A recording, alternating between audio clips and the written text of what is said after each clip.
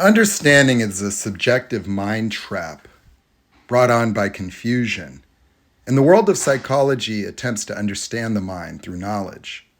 But understanding the mind through knowledge has nothing to do with mastering a mind and doesn't even give you the roadmap for your own, because the subjective mind of interpretation is completely dissociated from the neurological dimensions that formulate reality on a subconscious level in a pervasive state of dissociative experience that analyzing as a means to navigate is a secondary process that is necessitated by the dissociation of the sympathetic nervous system's innervation of the brain, impacting the expression of creativity and intelligence to the point where human beings in their normal presentation in 2024 are disabled from the true nature of the gifts present, locked within each mind. That understanding the throwing mechanics of the greatest picture, you could understand the origin and the insertion and innervation of every single muscle. You can understand the rotator cuff. You can memorize the nerve roots. You can understand the role of the supraspinatus, the subscapularis, the infraspinatus, the teres minor. You can understand the role of the triceps, the brachioradialis. You can understand all the biomechanics of it. You could master that knowledge.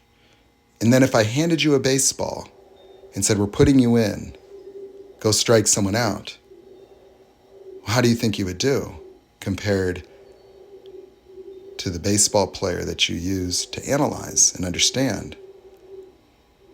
So how does the knowledge even correlate? Because that baseball player has mastered the art of throwing the baseball. It may not have a single tidbit of knowledge as it pertains to the biomechanics of his own throwing motion. And the person with all the knowledge has not even gained the experience or mastery to throw the baseball themselves. And you can take Mozart and you could put him in a laboratory. You can study the neurological patterns in the brain, that you could dissect the brain and scan it. But how would that affect your ability to play the piano? Would it even have an effect? And so the world of psychology is a dissociative world of subjective interpretation of philosophy that has no power. And then the world of enlightenment doesn't even have knowledge. It has philosophy, but it had the power to produce individuals who would experience another form of conscious awareness, a present moment experience that gave them power, peace of mind in all circumstances, and eliminated all forms of emotional attachment and generated a profound level of peace, tranquility, and power. No needs. But they didn't have science, and the path to enlightenment could be years of meditation. And so it wouldn't necessarily be practical for people to shave their heads, disavow all material, and become a monk. But fortunately for us, titans, geniuses like Werner Erhard, inspired by Alan Watts, went to investigate these Eastern teachings and had his own enlightenment. But what did he do?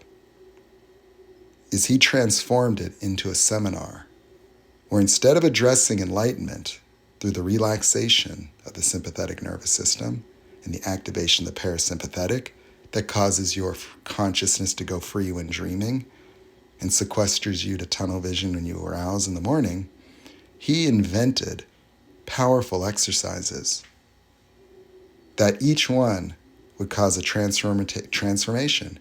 And after 3 days, 150, 200 people would have the experience of Zen enlightenment, a present moment consciousness that we would call everything and nothing, everything pertaining to the unlimited array of possibilities that the human could experience, while having nothing in your space, having no voice in your head, We do an exercise at Landmark.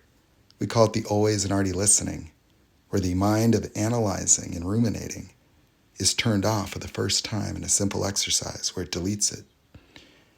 And at the last day of the Landmark Forum, transformation, the promise of the class, is kept.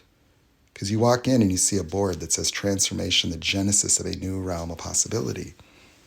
Inside the Landmark Forum, you will bring forth the presence of a new realm of possibility for yourself and for your life. Inside this new realm, the constraints the past imposed on your view of life disappear and a new view of life emerges. The experience of being alive transformed. Well, that happened to me. I went in with an unknown affliction. I didn't even think. This was just the way my life was, that people experience their own life from their own subjective lens, and every problem they have has some kind of experience associated with it, a fact, something from your past, trauma, your bills, your problems. And so the words of enlightened people don't even breach the subjective realities of people, because you're sure that you're the victim. You're sure that your suffering has a cause outside of yourself. Well, it doesn't. That the subconscious is not actually a real thing. The subconscious is the total sum of cognitive processes that have been eliminated from the momentary conscious experience of all people. That people remain in fight or flight their entire life. And that is the whole basis of more. And it's the exact reason why we have a world run by narcissists, because the people pleasers have inwardly facing fight or flights that disempower them, that make them afraid of failure, judgment, ridicule. And even if they're smarter, even if they have all the best ideas, they will let the narcissist run their life and cower in the face of darkness in our world. And the narcissist and their grandiosity and their ability to manipulate, dominate, control, have free reign in this world. Because the people like me are not heard. That we say, if you wake up as somebody with empathy, the narcissists cower. That you'll experience being a god in a world like this. You will experience being a segregated species. A completely different emergent being within this vessel comes out when the fear is turned off. And enlightenment in the meditative practice was a neurological experience. It was the parasympathetic activation that turned off the fight or flight. And the moment it turned off, the entire cerebral cortex and everything that the person ever experienced became an instantaneous expansion that they would not have words to describe. You call it the kingdom of God. And whatever they called it, it was true. Because I've experienced it at Landmark and I've experienced it on my own. And it gave me such profound cognitive abilities that it's nearly made me a space alien in a world of NPC robots that are walking around suffering, reacting to the nothingness of their own childlike projections, where the tentacles of the sympathetic nervous system penetrate every region of the brain, and pattern recognition, I'm not good enough based on the maladaptive behaviors of others, triggers you to recall the moment in which this paradigm happened when you were 5, and there you are feeling abandoned. Yeah, because that abandonment anxiety was simply because the fight or flight destroyed your experience of safety.